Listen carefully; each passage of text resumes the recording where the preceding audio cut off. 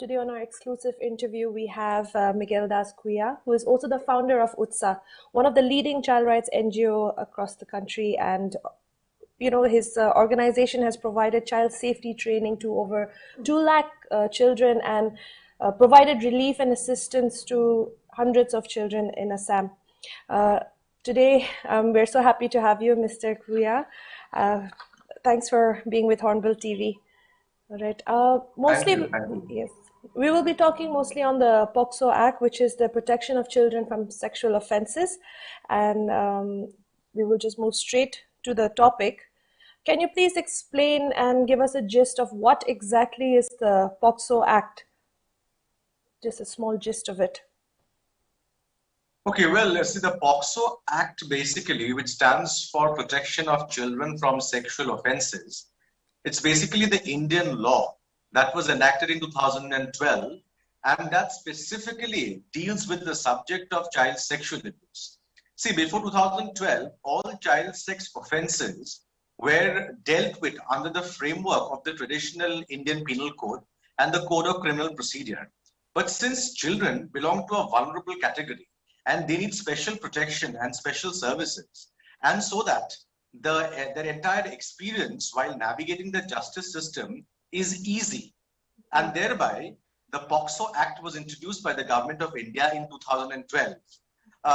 This POCSO Act is also in sync with the standards set forth in the International Treaty on Children, which is the United Nations Convention on the Rights of the Child, which specifically mentions that one, children who are victims of sexual violence need special protection, and secondly, that children who are victims of violence, when they are navigating the justice process, that justice procedure should be easy on the child. And thereby, after a lot of deliberation and thought, and keeping in mind that over 40% of India's population constitute of children, the Indian government enacted this special law for children who are victims of sexual violence. Okay, all right. And can a child be, prosecuted or charged with an offense under the POCSO Act? Can a child be also charged?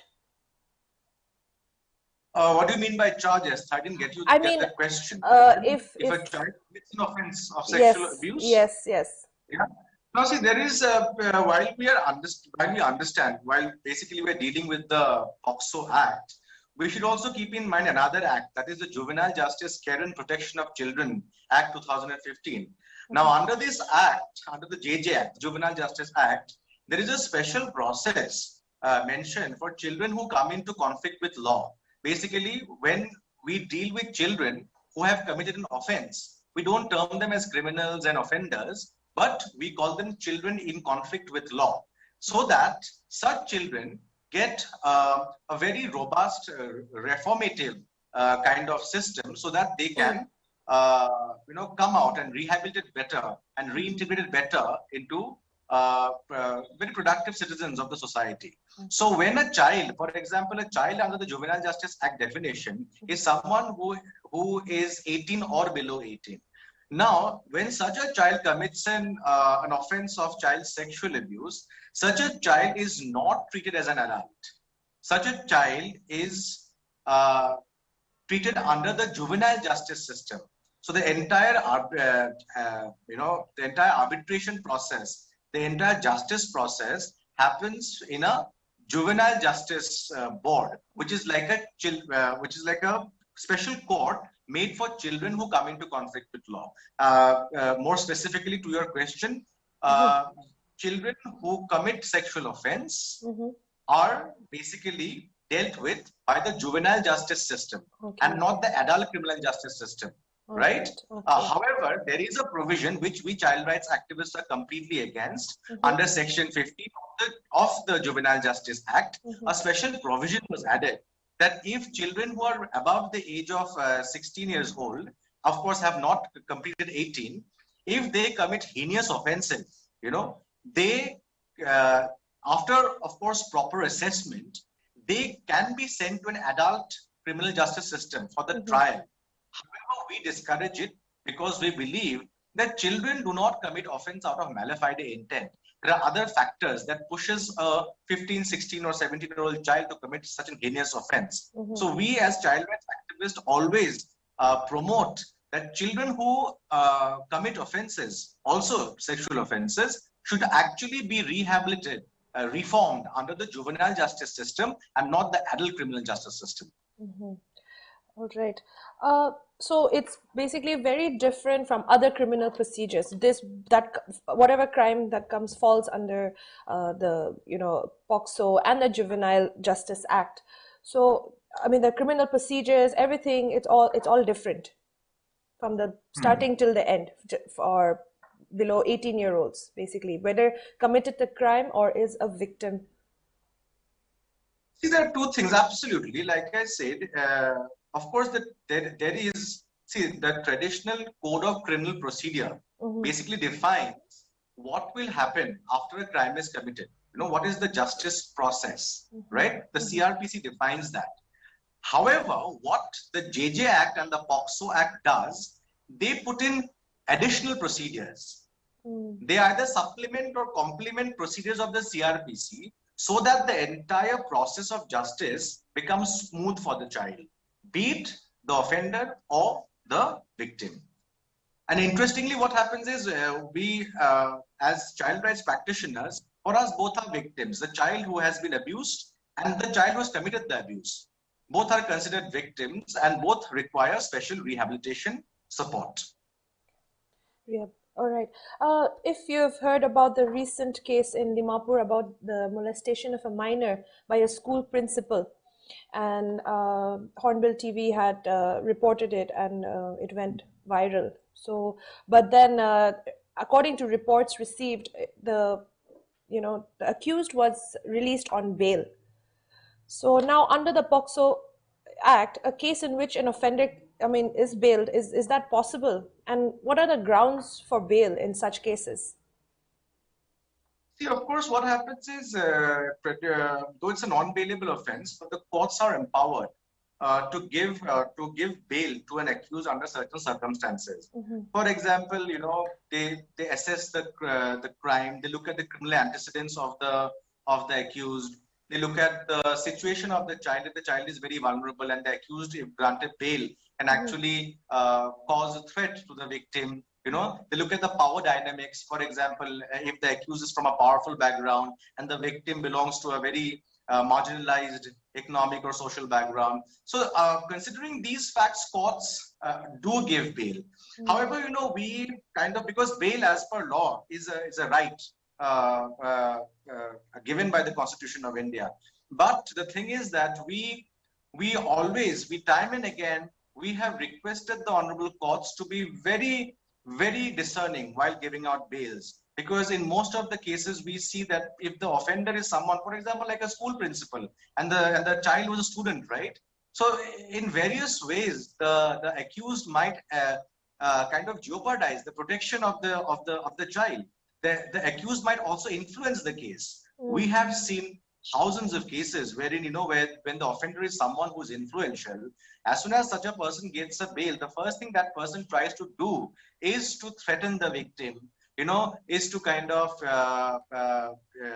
use all kind of machinations to come out of the case.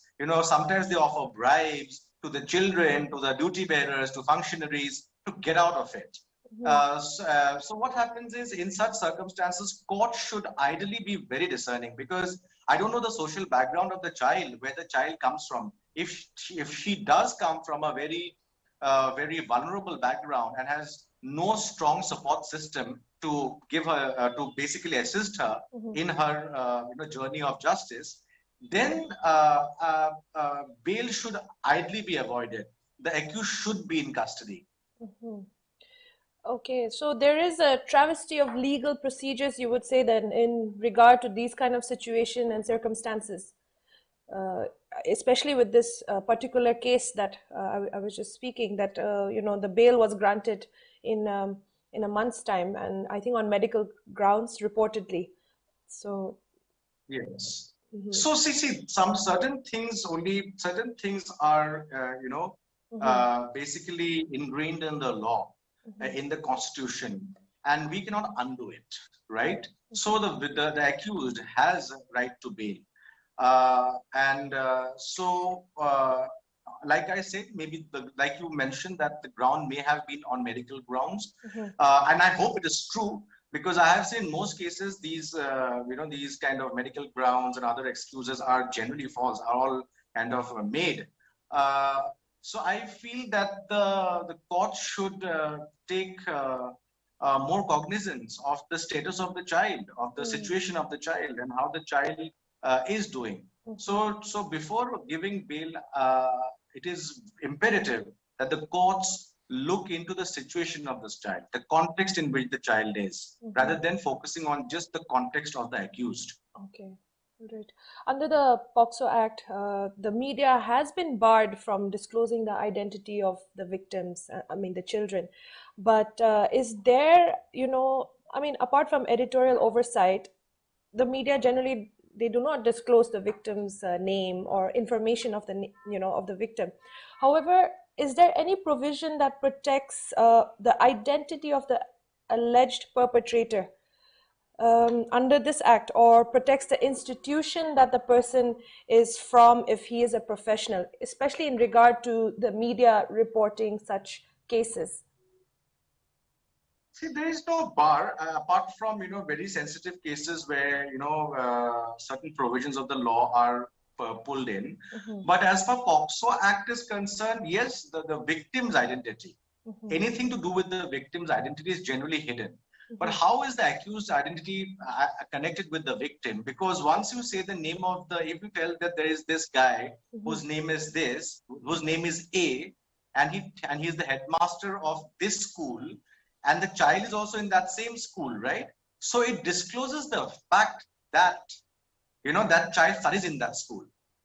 So which might jeopardize the protection and confidentiality of that victim child. He or she might not be able to go back to school and lead a regular life. There might be situations where his or her school might have to be changed. So ideally what happens is, that's why of course we also disclose the accused name a lot of times when we see that justice has not been served. But one should be very mindful also under what context are we revealing the name of the accused. If it is remotely, for example, some villages, for example, a state like Meghalaya or a state like Nagaland or a state like Sikkim, the villages are very small. For example, if say there are 20-30 families, if a village headman assaults a child and the name of the village headman is given out, then what happens is that also reveals the location of the child, of where the victim is living, right? So the media house has to be very discerning of when to release the name of the accused and when not to release the name of the accused. Sometimes when injustice is of a phenomenal proportion, and there is no other option left for the media house but to publish the name of the accused. When you see the system is not working, the accused is not being arrested, the accused after being arrested is gotten a bail and is kind of threatening the victims. In such circumstances, there is nowhere to go for justice, right? In those cases, there is an option for media houses, activists, practitioners to reveal the name of the accused. But again, one should be very careful while doing so that revealing of the name of the accused in no way jeopardizes the security, the safety, the protection of the victim in question. Okay, right. I mean, majority of the cases in India also reportedly, often perpetrated by someone known or someone of, position and trust and responsibility. So does this also point to a sociological strategy where value and, family and social relationships should be, part of the society in strengthening this, teaching that this is, even though this is someone of trust and responsibility, someone who you trust. So in that case, how does it help? What do we need to do in this regard? See, now sexual violence is anything but simple. It is a very complex problem. It relates to sex, sexuality, sexualization. There are a lot of aspects that one needs to have dialogues and conversations around in societies. a subject like, for example, sex education is still a taboo in most of our communities and also in schools. We Right. don't talk about it openly. So Right. sex is something which is like, which is every time exploratory. And when you don't get it, so what you do, you plunge into committing acts of violence. That is one. Secondly, what happens is children by reason of age are very tender, right? Even the the state of cognitive maturity is at a very basic level. So what happens is easier for an adult to exploit children. So that is why children become victims of violence. From the community, from family members who are adults. Uh, Coming to, and there are of course other factors which I'll discuss later. But coming to a specific question is that yes, 80% of the cases happen from people known to you, known because children, like I said, are very malleable. They're amicable. They are friendly. So Mm-hmm. someone who is known to you, uh, that person can buy the trust of the child very easily. And so such children become very vulnerable to abuse and exploitation. Right. So known person, because the trust factor here. Yes, we can say that there is a collapse in the social system somewhere where people who are supposed to be in positions of trust and responsibility are themselves abusing children, which is basically a very sad presents a very sad picture of how our society, how our values are disintegrating. And I think the only way out would be to have these conversations, these dialogues in communities. See, sexual violence is also linked to other power dynamics. Like, for example, gender. I mean, we have not yet been able to issue the gender-related violence. We have not been able to address issues like patriarchy. Mm-hmm. Uh, so what happens? Class. Mm-hmm. We have not been able to address a lot of these interrelated issues, and which finally results in violence against little children. So I think it's time that we question our more of these regressive practices, and the only time that when we can come out of very traditional, regressive, patriarchal value systems, Mm-hmm. that is when we can hope to address the issue of sexual and all other forms of violence against children. So yeah, in schools, in colleges, in communities, in societies, in your drawing rooms, TV shows, there should be conversations everywhere. Mm-hmm. In just a relation to that, I wanted to ask as well, like many crime against children go unreported, especially, in over here also. I'll just take the example of Nagaland as well. There are customary laws there, they get hushed up, there's so many, in the villages, rural areas mostly. So what happens in these cases when a crime is committed, but the community, the society, the village, they have their own customary laws, they follow that, but legally, what can be done then? I mean, during this kind of circumstances. See, one of course is when the state comes into action. The state has to play a huge part in it, because the state is a very spread out machinery which has its, which has its reach everywhere.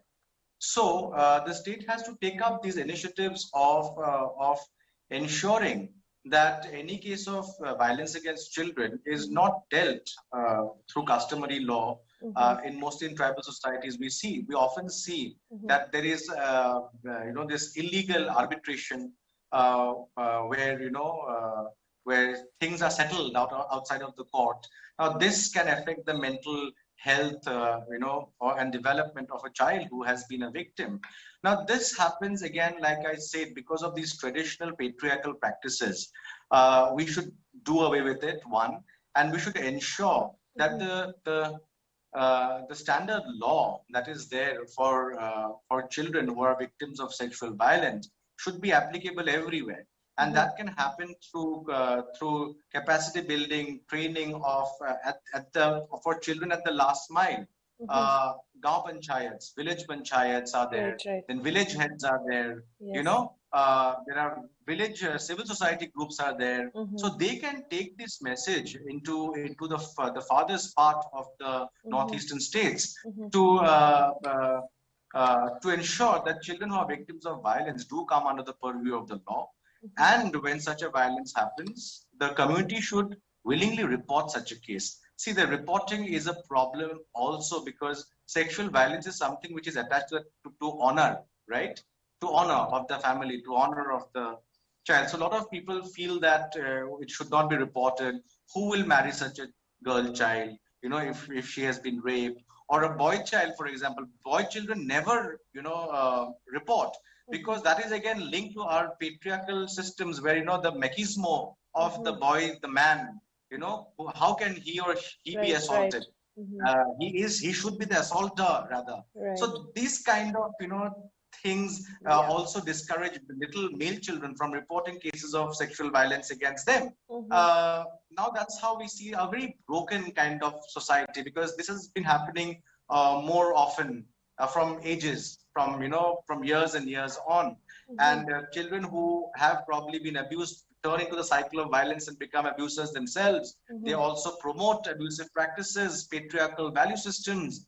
So I think it is, like I said, it is anything but simple, but the conversation should begin at every level. If you're having a system of patriarchy, you cannot talk of a system of protection of children. You cannot. It has to go side by side.